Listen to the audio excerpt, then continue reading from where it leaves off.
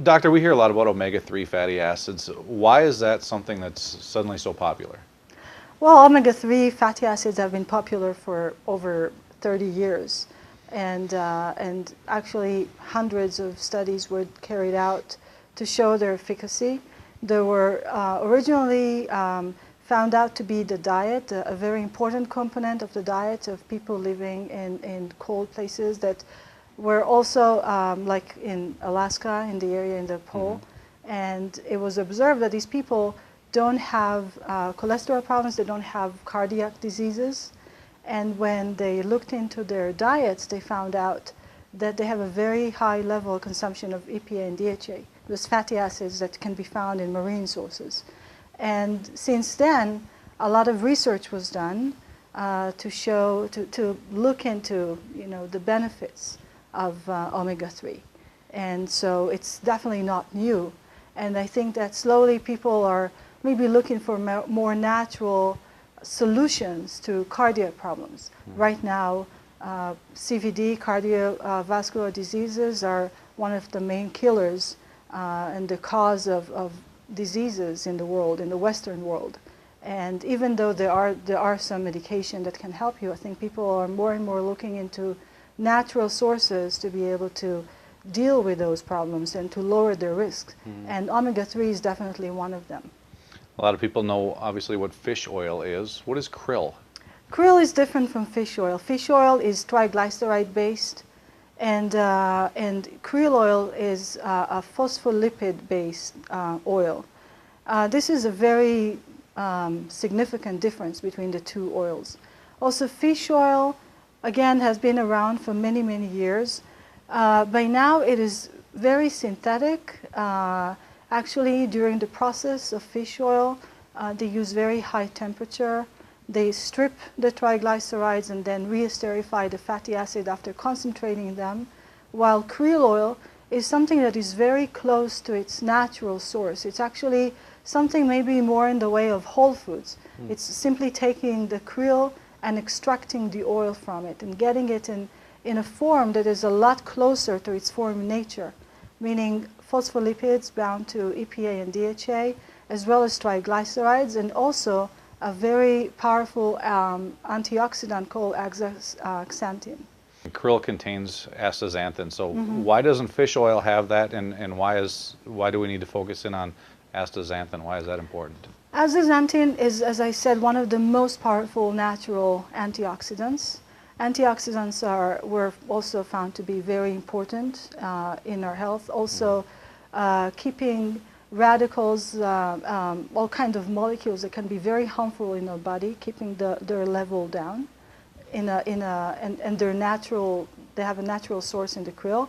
They simply don't exist in fish, or at least because of the process and the way fish oil is extracted, and because the process is so, let's say, as I said, synthetic, you don't get any antioxidants with the fish.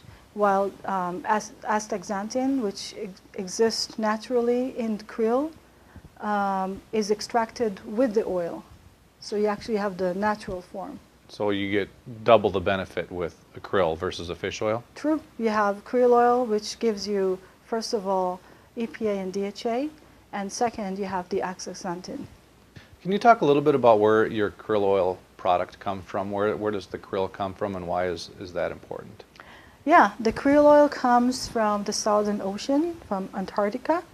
It's very important because you need the cold water for the production of the EPA and DHA. And we are actually using krill meal that was harvested by vessels that are approved by Camelar, and we extract the krill oil in our manufacturing plant in Israel. A lot of time when people are either eating fish or looking for a fish oil, there's a concern of mercury in there. Is there a similar concern with krill? No, and we also, of course, look into all those heavy metals, and there is no concern because it comes from Antarctica, and also because those heavy metals accumulate in the food chain. So, but because krill oil are so low in the food chain, they don't have, obviously, they wouldn't have a lot of heavy metals. Not like fish eating another fish and eating another fish, and then you get accumulation. In this case, you don't have this. Because a krill is what? A very small shrimp. Krill is a crustacea. It's very small. It's about a couple centimeters long, living in swarms in the pelagic, in the open waters of the Southern Sea. Its population is monitored by Camelar very tightly because it's also the food for a lot of the marine life in this area. For somebody who doesn't really know what krill oil is, talk about what some of the benefits are of that, or what potential benefits could be. Okay, so krill oil has been also studied for a while, and it was tested first of all on. First of all, we know that it's the EPA and DHA are better absorbed. This was suggested for years now. As I said, we were the first ones to actually show statistical significance, but it was suggested before that bioavailability of EPA and DHA in krill oil is higher compared to fish oil. And obviously, when you eat EPA and DHA, you want them to be absorbed in your blood, and you want them absorbed in your tissues and benefit your health. So this is one thing. And then it was also tested for efficacy, lowering triglycerides, for example, and also for relieving stress and other indications as well. So it has many advantages for your health. Someone starts taking a krill oil, what will they notice? Do they have to get blood tests to actually find something that they'll notice in terms of a difference in their body, or what will some of those things might be? Okay, so for example, there is one risk factor that now becomes more and more important called the omega-3 index. And this is actually the level of EPA and DHA out of the total fatty acids in your red blood cells. And it has been suggested that there is a correlation between the level of your omega-3 index and your risk for cardiovascular disease. And experts suggest that you will try to increase your index. And there are companies that can actually give you, take a blood test and look at your omega-3 index and suggest where you are on that level, if you're in high risk or medium risk. And you can definitely increase this index by consuming krill oil, and you will see the results within a month. You can also look, if somebody is suffering from high triglycerides, after consuming krill for several weeks, they will very likely see a decrease in triglycerides up to 20%, which is also an important risk factor for cardiovascular diseases. If someone is considering taking krill oil, who would be that type of person that would be a good candidate to start using this supplement? Do they have to be in a risk factor? Can it be a preventative? I mean, who might want to take this? I think anyone who's enjoying the Western diet, which is very low on omega-3 and very high in omega-6. And actually this problem with consumption of very high omega-6, which comes from vegetable oils, and then not eating enough marine source products that doesn't provide you with enough omega-3, actually changes the balance, what is supposed to be a good balance in your body of omega-6 and omega-3. So many years ago, people consumed a lot more omega-3 and a lot less omega-6. And then the ratio from 6 to 3 was about 4 to 1. Now it's about 20 to 1. And doctors have also shown that it's responsible for a lot of other problems that have to do with our health. So I would recommend that everyone from very young age start consuming omega-3 unless they eat at least 2 to 3 portions of fish a week. So if somebody wants to start an omega-3 supplement, what do they look for? What is important to look for in that supplement? What do they need to know when they go out and purchase something?